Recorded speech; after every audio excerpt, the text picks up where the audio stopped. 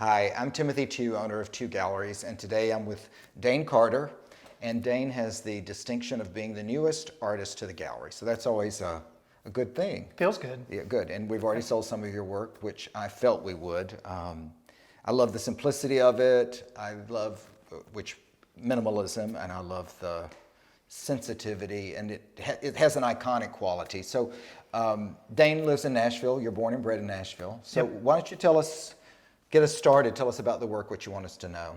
So this is a relatively new series. Probably for about 15 years, I was resourcing historic black and white photographs, making work that was figurative and kind of balancing photorealistic and with a painterly quality. And as a huge fan of color and design, like I got to the point where I needed a little bit more out of the studio practice. I'd kind of gotten to a point where... Can I stop you? Define studio practice for people, because that's an artist term. So I go to the studio daily. Okay. And the practice is, coming up with a series, a body of work, and then coming up with individual paintings that sort of flesh out an idea or a concept within a, slight framework.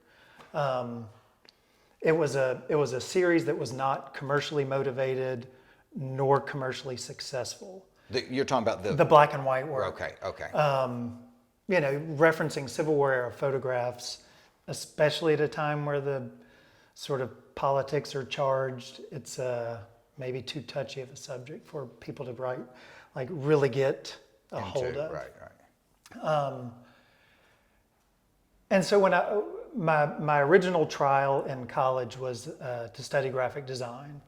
And so when I ran into the wall of needing something more from the studio, I hate to say that I needed to monetize the time in the studio, but if I'm spending 40 hours a week in the studio and not making any money for months at a time, it gets to the point where I either need to get a job or change what I'm doing. And so this was sort of this fabricated version of, what more decorative work can I make that rings true to where I was as a person. And I was at a place in my life where I was kind of going through some therapeutic evaluation, sort of self-care after a almost 30-year history of depression. My father died when I was 16 years old, and probably 2 years ago, I needed to get to the roots beyond the roots of what I had already sort of dealt with. Yeah. And so I'd kind of gotten into meditation and I guess I'd say mindfulness, but was always into symbology and kind of how to say something without being what am I looking for? Too preachy? No, just too too surface. Like I wanted to draw people in and let them kind of unravel and pick it apart. So the series has the title of Portal Paintings, and so the idea is these are just portals for the viewer or for me to kind of slide through and kind of see what opens up on the other side. So they all start with the kind of mandala, orb in the middle. And then the title is what I use to kind of give people kind of like a breadcrumb, an opening. Here's kind of where I want you to go, and then it's up to them to kind of... What's very helpful. To walk through. And so, the symbology could be, some of it's my own. I think some of it, whether it's an arrow or this sort of circle, concentric circle that kind of represents kind of going in, kind of pulled arrows. Just pulled those through the whole series. Things that we might recognize from daily life, so to speak. Yeah. Maybe not know exactly what they mean, but they resonate. Yeah. And I mean, that's kind of the basic nature of it. I wanted them to be, people ask well, do you think they'd work better in groups or individual? And, I like I kind of think both. It's like I love seeing them like a whole wall, but almost their intention is like this single focus mindfulness thing. Like, the point of meditation is to is often to find that one. Well, they're elegant. So, At and one each point. one has its own elegance. So putting a group together kind of expands on that. Yeah, I mean, it kind of moves it away from maybe the meditative thing, but it kind of moves it into this, 'cause they kind of work like portraits, abstract portraits, faces, in some manner. Or the egg, the beginning. Yeah. But I do think that the portal is an interesting. Their way to look at it. So you're working on board? Working on panels. Mostly, okay.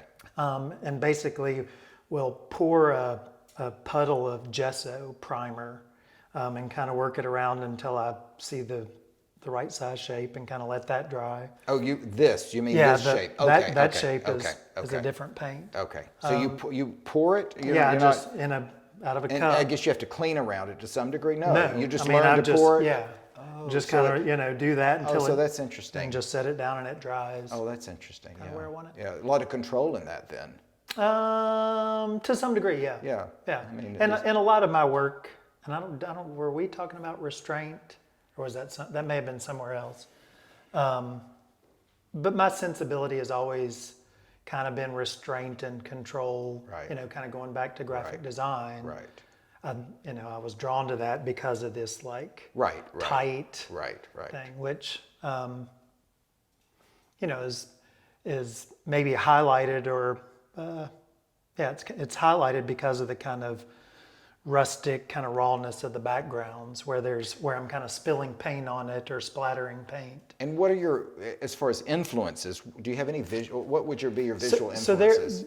So I had done some abstract work probably 6 years ago, and a fellow artist had recommended I look into this particular book, and there were works like this, but they were done on really old paper that kind of looked like tea stains, or just aged antiqued paper.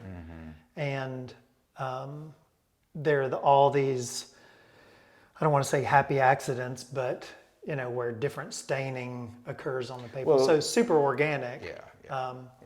Well, they kind of work a little bit like a Rorschach in certain regard. They're very French to me. Okay. But take your or word. Italian, I'll take your word for kind of that minimalism, which I keep forgetting this artist that's so famous that, who was the one that slashed the paintings? I know, Fontana, Lucio Fano. But they have that kind of iconic modern feel about them. Are there social things? Is there any kind of social reference for you? No, it is, I mean, it's like in the statement I talk about like the spiritual journey on earth. And I think most of them kind of lead into that narrative or that story. So it's more internal and not. Well, it's not an external thing for me. Well, it's interesting. We just recorded a video with Cameron, and he said he had kind of struggled with should he be political at some point, but at some point he said the same thing you did. It was like being honest about who he is. Yeah. And expressing that. Yeah.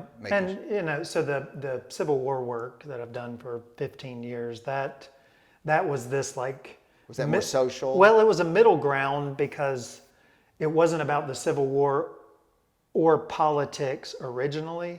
It was more about a personal kind of evaluation on what it means to be human, and kind of taking the idea of like spiritual warfare, like your own personal battle to kind of get through life. And so it was, there's some quote out there along the lines of what is most personal is most universal. The self. The macrocosm and the microcosm, where they kind of the self, really, getting to the self. Yeah. So if you wanted people to take one thing or, something away about this work, because we're going to wrap it up, unless you have, is there anything else you want to say in particular before you? I want you to say whatever you need to. Not necessarily. I mean, I think, again, in the statement, I speak to the idea of stillness.